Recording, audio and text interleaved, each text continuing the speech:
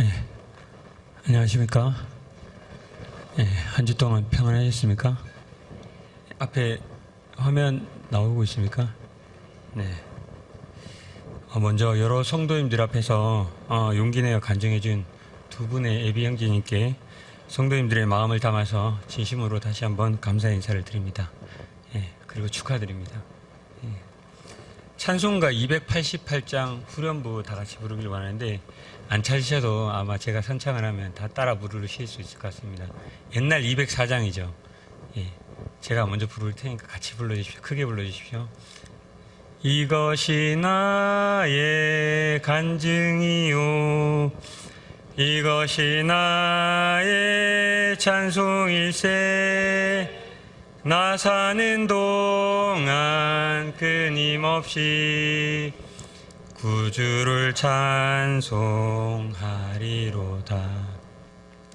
우리는 이제 침례식을 앞두고 있습니다. 예. 저는 이제 중2 때 침례를 받았습니다. 31년 전입니다. 보기에는 이렇게 보여도 좀 먹었습니다. 예전에도 잠깐 말씀드린 적이 있는데 제가 구원받은 이야기를 잠깐 말씀드리면 저는 이제 믿는 집 가정에서 태어났습니다. 그래서 부모님께서 천국에 가시면 저를 데리고 가시는 줄 알았습니다. 순진했죠. 근데 그게 아니라는 사실을 알았을 때 극도의 불안감에 시달렸습니다. 부모님이 나를 데려가지 않고 내가 알아서 해야 되는구나, 이 사실을 깨달았을 때요.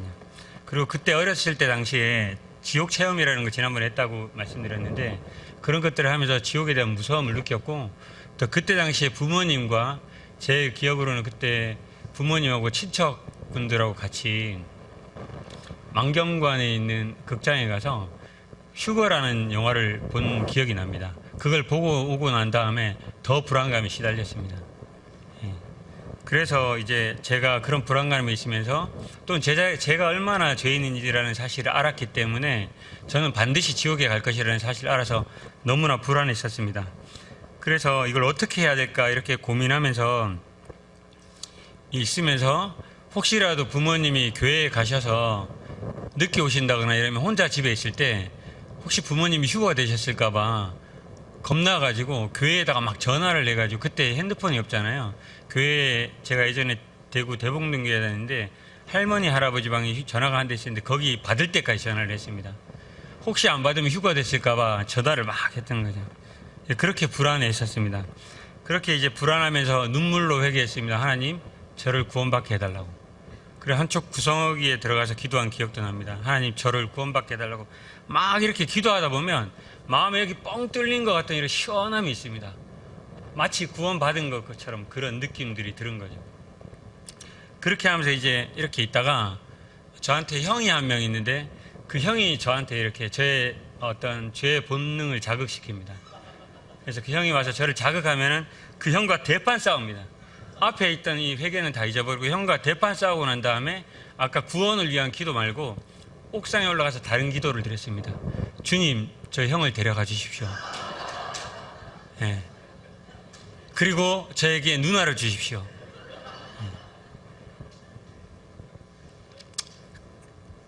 어이없는 기도였지만 하나님이 계시다는 사실을 알았고 구원에 대한 것들은 해결되지 않았지만 하나님께 간절히 기도했던 모습이 생각이 납니다.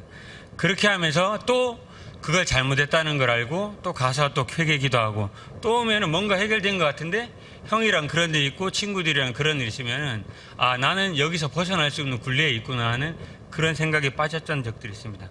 그러다가 초등학교 6학년 때 여름 성경학교 때 어떤 한 교사님을 통해서 요한복음 3장 16절의 말씀을 다시 듣게 되었습니다. 다시 들었다는 것은 이전에도 이 말씀을 알고 있었습니다. 그런데 그날 이 말씀이 저에게 이렇게 다가왔습니다. 하나님이 승국이를 이처럼 사랑하사 독생자를 주셨구나. 하나님이 나를 이처럼 사랑하사 독생자를 주셨구나. 이제 내가 이 사실을 믿기만 하면 멸망치 않고 영생을 얻는구나 라는 사실을 믿음으로 깨닫게 됐을 때 앞에 있었던 그 믿음의 굴레 가운데, 죄의 굴레 가운데 여기에서 완전한 해방감을 느끼게 되었습니다. 그렇게 해서 예수 그리스도를 구주로 영접하게 되었습니다. 그 후에 이제 교회에서 침례가 행해지기를 계속 시간을 두고 기다리고 있었습니다. 그런데 이제 침례를 이제 기다리고 있다가 중학교 2학년 때 수양회 때 침례가 있었는데, 제가 그때 기억나는 게 수양회 때 갑자기 침례를 한다고 하더라고요. 근데 저희가 침례를 갑자기 행하지는 않잖아요. 그렇죠? 이미 계획되어 있었는데 제가 갑자기 느낀 것은 제가 몰랐었겠죠. 제가 그때 당시에 공부를 좀 열심히 하느라 다른 데 신경 쓸 겨를이 없어서 몰랐었는데, 아무튼 그때 갑자기 듣게 되었습니다. 그러다가 이제 듣게 돼서 아버지한테 그럼 침례 상담을 언제 하냐고 물어봤더니 이미 끝났다고 합니다. 상담이 이미 끝났다고 해서, 그래서 부랴부랴 침례를 받으러 장로 형제님께 달려갔습니다.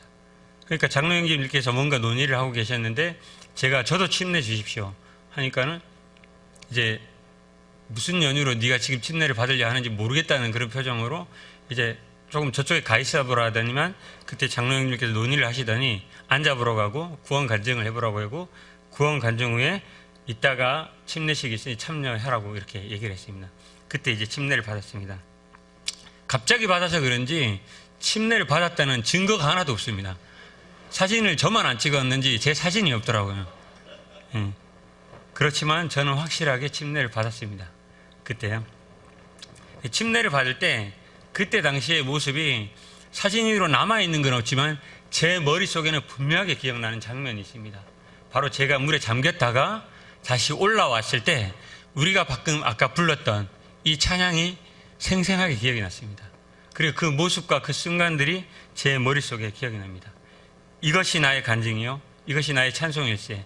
나 사는 동안 끊임없이 구주를 찬송하리로다. 이 찬양의 소리가 그냥 부르는 소리였지만 잘 부르지는 못했는지 기억도 안 나지만 그냥 저에게는 그것이 천사들의 합창으로 느껴졌습니다. 마치 제가 이제 구원받은 것을 전부가 온 천지 만물이 저를 축하해 주는 듯한 그런 기분을 느꼈습니다. 성도님들은 침례 언제 받으셨습니까? 혹시 그때가 기억이 나십니까? 너무 오래돼서 기억이 남지 않더라도 저와 같은 이런 어떤 순간들이 기억에 남아 있을지도 모르겠습니다. 저와 여기 계신 우리 성도님들은 모두가 다 구원받고 침례에 순종한 분들입니다. 그렇다면 제가 조심스럽게 질문을 하나 드려보겠습니다. 몇 가지 드려보겠습니다. 침례 왜 받으셨습니까? 누가 받으라고 했나요? 그렇죠. 누가 받으라고 했겠죠. 아니면은 침례를 받아야지만 내 구원이 완성되는 것처럼 느끼셨습니까? 뭔가 찜찜하게 이렇게 느끼셨습니까? 침례 받은 지 오랜 기간이 지났죠. 그 침례 받은 후에 그 침례가 성도님들의 삶에 어떠한 영향을 미쳤습니까? 단순히 이전에는 떡과 잔을 행할 때 구경하는 사람이었다가 이제는 공식적으로 참여할 수 있게 된 그 특권을 가진 거에 만족하고 살고 계시지는 않습니까? 거기에 머물러 계시지는 않습니까? 오늘은 이제 곧 침례식을 앞두고 있는 이 시점에서 이미 잘 알고 계실 겁니다. 그렇지만 다시 한번 우리가 받은 이 침례에 대해서 성경적으로 가르치는 바에 대해서 한번 살펴보고자 합니다. 그리고 오늘 이 시간을 통해서 우리가 받은 이 침례의 의미를 다시 한번 되새기고, 그리고 침례에 순종한 자로서 새롭게 마음을 다지는 시간을 갖기를 바랍니다. 혹시 아직 침례를 받지 않은 분들이 여기 계시다면 오늘 듣게 될 이 말씀을 통해서 침례에 대해서 배우고 이해하는 시간이 되길 바라며, 이후에 구원받고 난 다음에 순종했을 때 어떻게 살아가야 될 것인가에 대해서 어렴풋이 알 수 있는 그런 시간이 되었으면 좋겠습니다. 여기 물 따뜻한 거 좀 미지근한 거 한 잔만 좀 갖다 주시겠습니까? 네. 오늘 말씀의 주제는 침례의 본질과 적용입니다.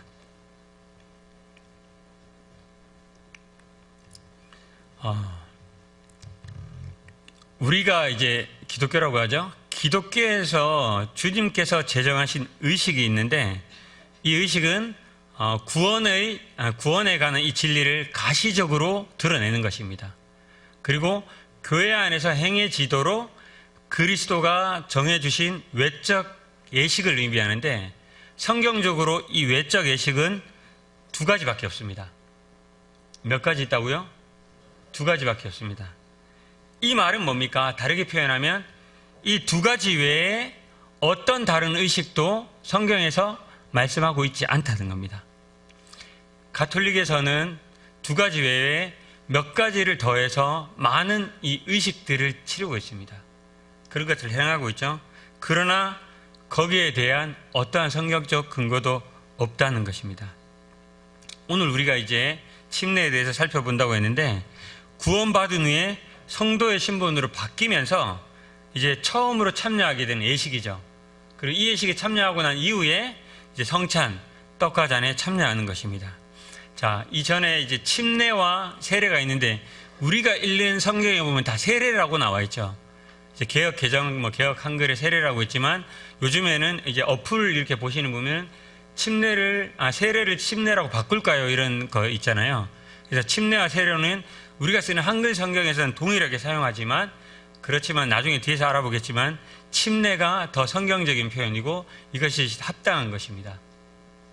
그래서 침례를 오늘 계속해서 말씀드리고 설명을 드릴 겁니다. 침례와 세례의 차이점을 굳이 이제 구분해서 이야기하라고 하면, 이 침례를 주는 방식에 여기 어디에 중점을 두느냐는, 어떤 방법으로 드리냐에 따라서 다른데, 침례는 물에 완전히 잠기는 것이고 세례는 물을 뿌리거나 아니면은 잠기지 않는 방법으로 행하는 그 형태를 가지고 침례와 세례를 구분하죠. 한자로 담기는 것을 의미하고 씻는 것을 의미합니다. 우리가 분별하는 바에 따라서 침례로 계속해서 말씀을 드리겠습니다.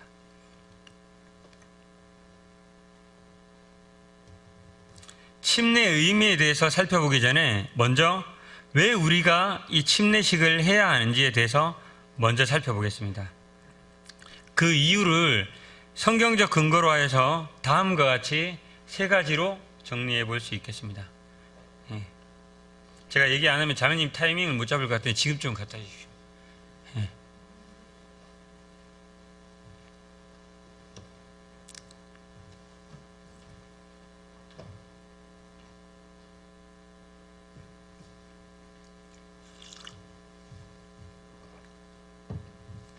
다 잘 알고 계시겠지만 오늘 말씀을 통해서 한번 살펴보겠습니다.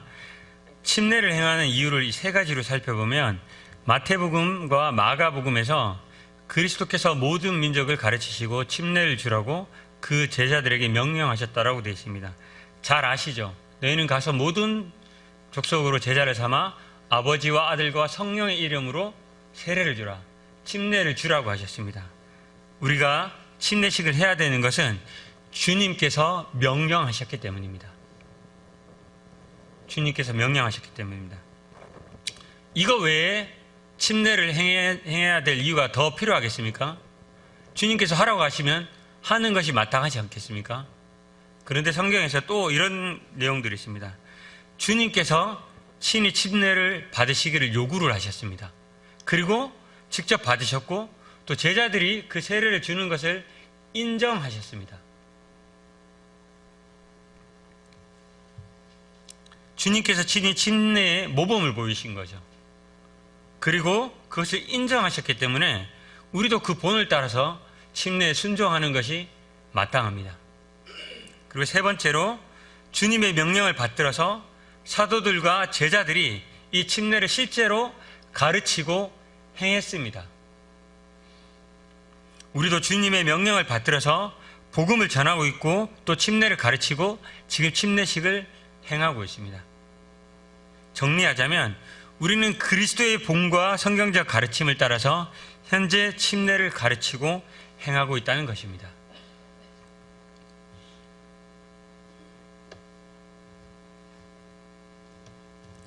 그럼 오늘 말씀의 핵심인 침례의 의미에 대해서 말씀드려 보겠습니다. 잘 아시고 계시더라도 집중해서 다시 한번 들어주시고 이것을 아는 것에 그치지 말고 이것을 마음에 새겼으면 좋겠습니다. 침례의 가장 큰 의미는 바로 그리스도와 연합, 즉 하나됨을 의미하는 것입니다. 이는 그리스도와 함께 죄에 대하여 죽고 그리고 예수 그리스도로 말미암아 새 생명으로 다시 태어나서 그리스도와 연합됨을 의미하는 것입니다. 로마서와 골로새서 말씀을 보면 그 내용을 우리가 알 수 있습니다. 그리스도께서 우리 죄로 인해서 십자가에 달려 죽으시고 장사 되셨다가 3일 만에 부활하셔서 다시 사신 것처럼 우리가 물속에 잠기게 되었을 때 그리스도와 함께 죄에 대하여 죽고 다시 일어났을 때 예수 그리스도로 말미암아 새 생명으로 다시 태어나 그리스도와 연합됨을 의미하는 것이 바로 침례의 의미입니다. 또한 침례는 물을 사용해서 정결케 하는, 즉 깨끗하게 하는 것을 의미합니다. 이 구약에서 정결케 하는, 물을 사용해서 정결케 하는 모습들을 우리가 많이 발견할 수 있습니다. 유대인들 가운데는 어떤 의식이 있었는가 하면, 이제 이방인이 유대인으로 개종을 하게 되면 그 이방인에게 할례를 행하고 할례가 끝나서 나을 때쯤 되면은 물속으로 데리고 가서 거기 세워놓고 율법을 읽어주면서 물을 뿌리면서 이렇게 하는 의식을 행합니다. 이제 씻는 이런 의식이죠. 네, 그렇게 이제 그 의식이 끝나면 이 유대교의 일원으로 받아들였습니다. 이것이 씻는 것을 의미하는 거죠. 정결케 하는, 깨끗하게 하는 것을 의미합니다. 지금 여기에 보면 이제 말씀으로 사도행전과 이제 베드로전서에 나와 있는 이 말씀인데, 이러한 모든 말씀들이 다 이제 정결케 한다, 깨끗게 한다, 그런 의미의 말씀들입니다. 이렇게 살펴본 바와 같이 침례는 두 가지 의미를 가지고 있습니다. 그리스도와 연합을 의미하고 깨끗하게 되는 것을 의미합니다. 이 두 가지 의미가 여기 계신 우리 성도님들의 마음속에 잊혀지지 않고 새겨졌으면 좋겠습니다. 이런 의미를 가진 침례를 우리가 왜 행해야 되는지 그 이유에 대해서 살펴봤고, 이번에 이 침례의 목적과 그 기능에 대해서 한번 살펴보겠습니다. 그 전에 이제 질문 하나 드리면, 침례의 목적이 우리의 원죄를 깨끗하게 하는 것이 맞을까요? 손 한번 들면 좀 그렇겠죠. 예. 맞을까요? 아니죠. 예. 이와 같은 주장을 하는 부류들이 있습니다.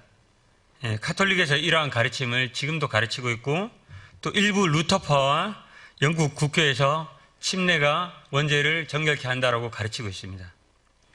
그러나 이것이 분명히 잘못된 사실이죠. 침례로 인해서 제사함을 받는 일은 절대 없습니다. 이것이 성경에서 말하는 진리이고, 침례는 그리스도와 연합됨을 의미하고 깨끗하게 되는 것을 의미하는 것이지, 침례를 받는다고 해서 그리스도와 저절로 연합되거나 저절로 정결케 되는 것은 절대 아니라는 것입니다. 그럼 침례의 목적은 무엇일까요? 침례는 첫 번째, 우리가 제사함을 받았고 의롭게 된 자임을 겉으로 드러내는 것입니다.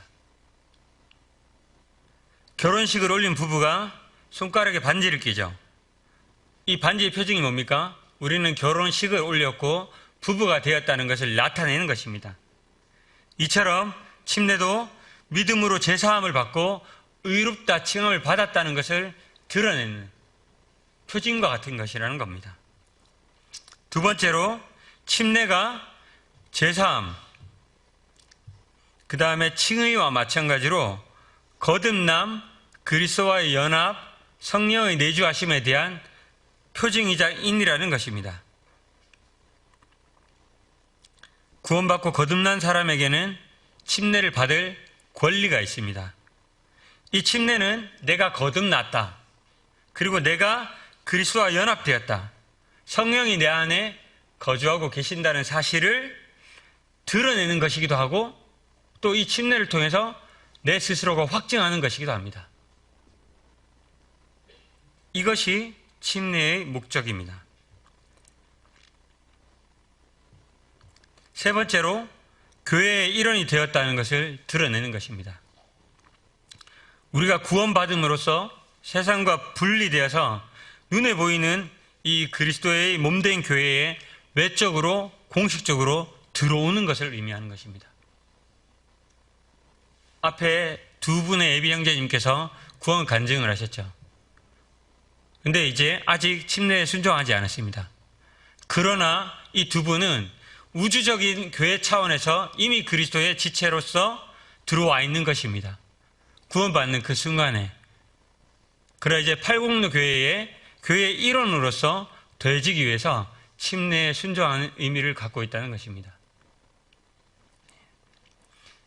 정리하자면 우리는 침례를 통해서 우리가 받은 이 구원에 대해서 확증하게 되고, 또 이 침례를 통해서 우리가 있는 믿음을 강건하게 하고 또 건강하게 할 수 있다는 것입니다. 우리가 이 부분을 보면서 절대 잊지 말아야 될 것은 침례가 우리의 죄를 깨끗하게 해주지 못한다는 것입니다. 따라서 침례를 복음 전도의 수단이나 아니면 어떤 그 기회로 삼아서는 절대 안 됩니다. 안타깝게도 많은 교회에서 이 침례를 복음 전도의 수단이나 눈에 보여지는 숫자가 더해지는 교세 확장의 수단으로 사용되는 것을 볼 수 있습니다. 그렇게 함으로써 소위 말하는 무늬만 그리스도인을 양상하거나 아니면 잘 제대로 믿지 못하는 그 사람에게 침례를 줌으로 인해서 천국행 티켓을 확보했다는 안정감을 줌으로 인해서 영영 구원으로부터 멀어지게 하는 그런 잘못을 범할 수도 있습니다.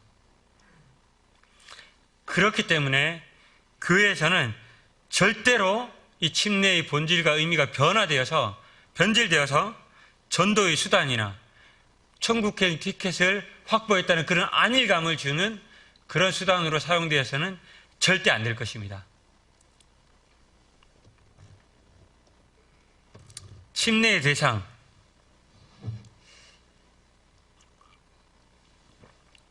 침례를 누구에게 줍니까? 여기에 대해서는 우리 교회에서는 특별한 논쟁거리, 논란의 여지는 없습니다. 우리는 구원을 받고 그 구원받은 자들에게 한해서 침례를 줍니다. 근데 세례를 행하는 여러 이제 교회나 이런 데서는 다른 의미로 이 세례를 주죠.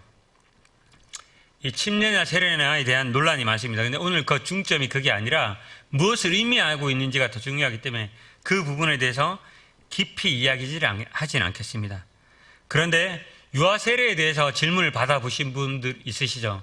왜 유아 세례를 주냐 뭐 이렇게 있는데, 이 유아 세례를 주장하는 부류들이 있는데 그분들이 주장하는 근거의 말씀은 크게 세 가지로 이야기를 합니다.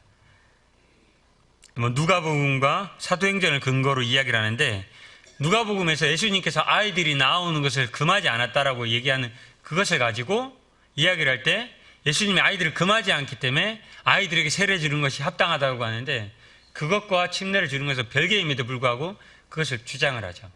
그리고 또 사도행전에 보면 너희가 각각 예수 그리스도의 이름으로 세례를 받아서 하고 난 다음에 그 뒷부분에 보면 이 약속은 너희와 너희 자녀에게도 하신 것이라 뭐 이런 부분이 나오는데, 그걸 들어서 너희와 너희 자녀에게 했기 때문에 유아들에게도 세례를 줘야 된다, 침례를 줘야 된다라고 주장을 합니다. 그런데 이것은 문맥상 자녀라고 되어 있는 것이 아니라 후손이 아니고 그 어떤 세대를 의미하는 것입니다. 너희가 구원받으면 그 세대에게 이 세례를 주는 것을 의미하는 것이죠. 그리고 또 가장 많이 사용하는 것이죠. 루디아가 주님을 믿었다고 했을 때 그와 그 집이 다 세례를 받았다, 이렇게 했기 때문에 그와 그 집에 있는 그 아이들까지 모두 통틀어서 다 세례를 받았기 때문에 아이들에게도 세례를 주는 것이 합당하다라고 주장을 합니다. 그런데 여기서 그와 그 아이들이라고 해서 그 아이들이 유아라는 그 근거가 존재하지는 않습니다. 제가 저희 딸 얘기할 때 아이들이라고 얘기하는데 그 아이들이 유아는 아니죠.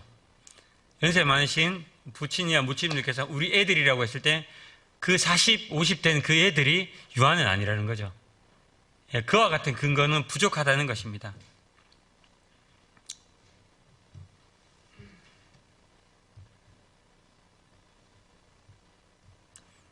그래서 우리는 우리가 이제 지금까지 믿고 있는 대로, 그리고 우리가 시행하는 대로 침례는 이미 나에게 일어난 이 구원의 이 성령의 역사를 본인이 인지하고 스스로 고백한 자에게 주는 것이 마땅하다는 것입니다.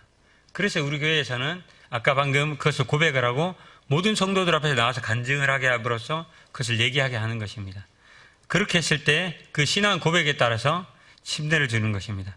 이것이 우리 교회가 분별하는 것이고 성경적으로 올바른 것이라고 생각합니다. 현재 침례를 시행하고 있는데, 아까 침례와 세례에 대해서 잠깐 말씀드렸는데, 그 양식에 따라서 침례, 세례를 이제 이야기를 하고 그 의미는 다르지만 우리 교회가 우리가 믿고 있는 바대로 이 침례를 시행하고 있습니다. 그러면 왜 침례를 하냐를 세 가지 근거를 들어서 말씀드려보면, 첫 번째, 이 어원적 근거에서 찾아볼 수 있습니다. 헬라어 단어인 밥티조, 이 침례를 의미하는데 이것은 물에 완전히 잠기는 것을 의미합니다. 그리고 두 번째로, 성경에서도 이제 요한도 살렘 가까운 에논에서 침례를 베푸니 거기 물이 많음이라, 그러므로 사람들이 침례를 받더라 해서 물이 많은 장소에서 침례를 받는 것을 성경적으로 이야기하고 있고, 예수님께서 침례 받을 때도 물에 들어가셨다 올라오실 때 이런 표현들이 있습니다. 이런 근거들을 통해서 우리가 침례가 성경적이다라고 이제 우리가 분별하고 있죠. 그리고 마지막으로 상징적인 의미에서 침례가 예수 그리스도와 합하여 죽었다가 다시 사는 것을 가장 잘 나타내주는 모습이 바로 침례의 모습입니다. 물에 잠겼을 때 죽는 것을 의미하고, 다시 물에서 올라왔을 때 다시 사는 것을 의미한다는 것입니다. 그래서 이 침례에 대해서 이야기하고 있는 이 부분들을 가장 잘 표현한 것이 우리가 지금 행하는 이 방식이라는 것을 의미한다는 것입니다. 이와 같은 이 분별에 대해서도 또 다른 분별을 하고 있는 부류들이 있습니다. 방금 제가 근거를 드렸던 이 근거를 가지고 하나하나 요목조목 반박하는 그런 무리들도 있긴 합니다. 그런데 여기서 이야기하는 것은 별로 의미가 없을 것 같습니다. 왜냐하면 침례는 의식입니다. 이 침례 자체가 구원을 가져오지는 못합니다. 따라서 우리가 그 명심하고 우리가 생각해야 할 것은, 우리와 다른 분별로 인해서 혹시 침례가 아닌 다른 방식으로 그것을 시행한다 할지라도 그것을 우리가 구원받았다 안 받았다라고 분별하는 것은, 그것도 어떻게 보면 저희도 잘못하고 있는 것이라는 겁니다. 다만 우리는 우리의 믿음과 분별로 이 침례의 방식으로 순종하고 있는 것이며, 이것이 가장 성경적이라고 우리가 분별하고 있다는 겁니다. 때론 선교지에 나가 있는 분들이 그 지역의 상황과 여건으로 인해서 물이 없을 때 다른 방식으로 이 침례를 주기도 합니다. 그렇다고 해서 그것이 잘못된 것이고 다시 받아야 되는 것을 의미하지는 않는다는 것이죠. 우리가 중요하게 생각해야 되는 것은 이것을 어떻게 행하느냐, 이 부분보다 그 참된 의미를 알고 순종함으로 이 침례를 받는 것이 더 중요하다는 겁니다.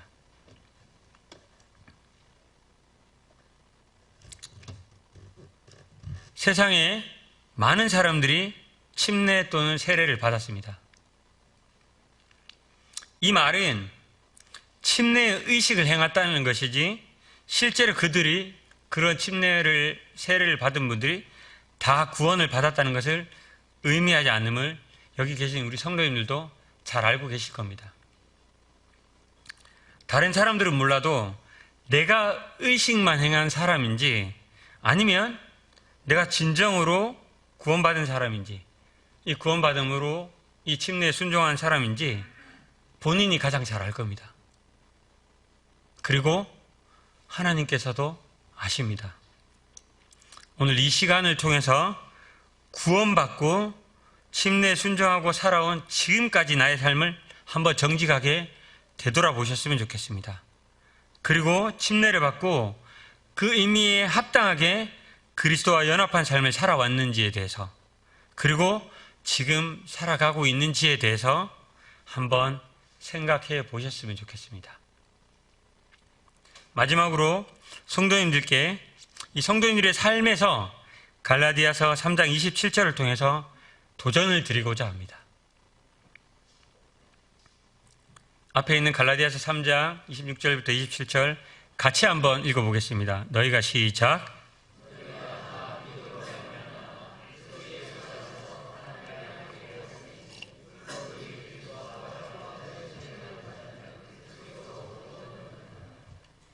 네, 이 구절은 바울이 앞에 우리가 살펴본 바대로 믿음으로 하나님의 아들이 된 자들은 그리스도와 합하여 침례를 받은 자라고 말함으로써 침례가 그리스도와 연합됨을 정확하게 표현하고 있는 구절입니다.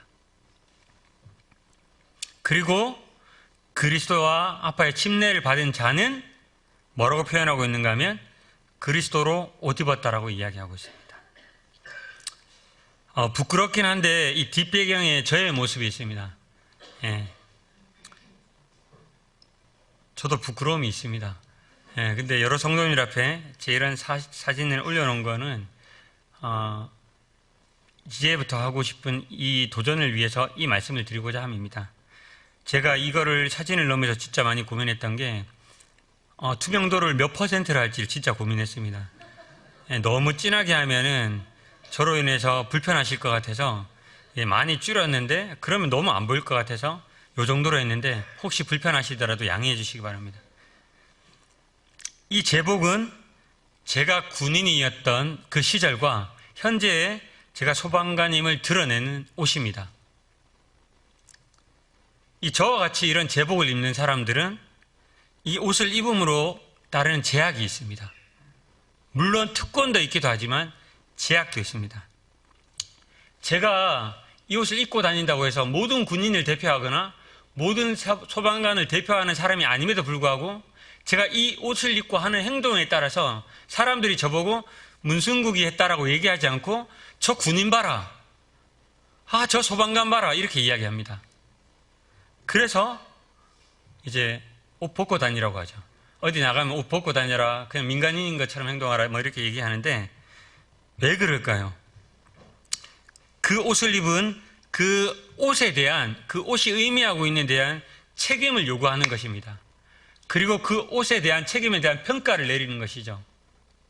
그것은 우리가 생각하는 그 이상으로 어떨 때는 심하다 싶을 정도로 가혹하기도 합니다. 일반 사람들이 저지르면 아무것도 아닌 일인데 그 옷을 입음으로 인해서 더 가혹한 비난을 하는 것이죠. 그러나 반대로 제가 소방관 옷을 입고 어디 가다가 지나가다가 어떤 분이 넘어졌는데 이렇게 세우기라도 하면 제가 한 것 이상으로 과대하게 평가해 줍니다. 역시 소방관이다 뭐 이렇게 얘기를 하겠죠. 그리고 옆에 지나가는 아기를 데리고 가고 있으면 너도 나중에 저렇게 생명을 구하는 사람이잖아요. 제가 한 것은 이렇게 세운 것밖에 없는데 그러한 평가를 받는 것이죠. 그리고 너도 저런 사람이 돼서 훌륭하게 사람의 생명을 구하는 사람이 되라 이렇게 장래희망으로 막 소방관이 되라고 이야기하기도 하죠. 이것이 제복이 주는 의미입니다. 사랑하는 806교회 성도님들, 바울이 말한 대로 우리는 침례를 통해서 그리스도의 옷을 입은 사람입니다. 이 옷을 다른 표현을 하면 그리스도의 제복을 입은 사람이라고 표현할 수도 있겠습니다.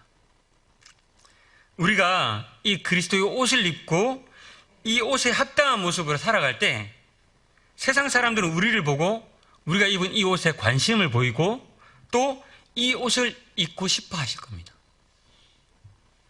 그런데 만약에 우리가 이 옷을 입고 그들이 생각하는 그러한 모습으로, 성경이 말하는 그러한 모습으로 살아가지 않는다면 가혹하리만침 냉정하게 평가하고 비난할 것입니다. 이 예수쟁이들, 교회 다니는 것들 이렇게 평가할 겁니다. 요즘 그런 평가가 있죠. 어디 드러내기도 두려울 정도로 그런 일들이 지금 일어나고 있습니다. 그래서 그들의 시선이 두려워서 부담스러워서 아까 제기했던 것처럼 휴가 나면 제일 먼저 군복을 벗고 아니면 직장에 퇴근하면서 소방옷을 벗고 이렇게 하는 것처럼 그리스도인으로서 내가 그리스도인인 것을 아무에게도 모르게 그렇게 살아가시겠습니까?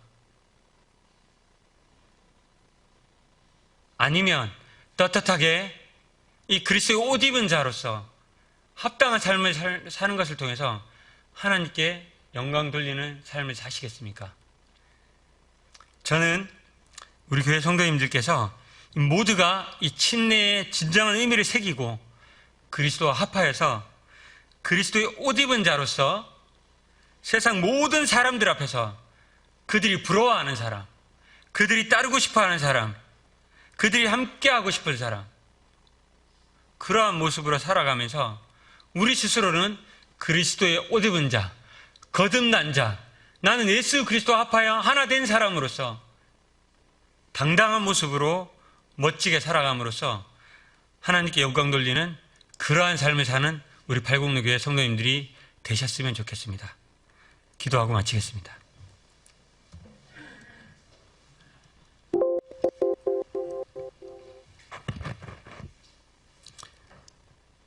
아버지 하나님, 참으로 무익하고 가치 없는 저희를 구원하시고 은혜 가운데 자녀를 삼으신 것을 인하여 감사를 드립니다. 저희가 침례에 순종함으로 그리스도와 합하여 연합된 자로서의 삶을 살기를 원하옵고 그 의미를 되새기며 그리스도의 옷 입은 자로서 하나님께 영광 돌리는 삶을 살기를 간절히 원합니다. 부족할지라도 하나님께서 능력으로 저희를 인도하시고 하나님 그리스도에 합당한 삶을 살 수 있도록 선하게 인도하시기를 간구드립니다.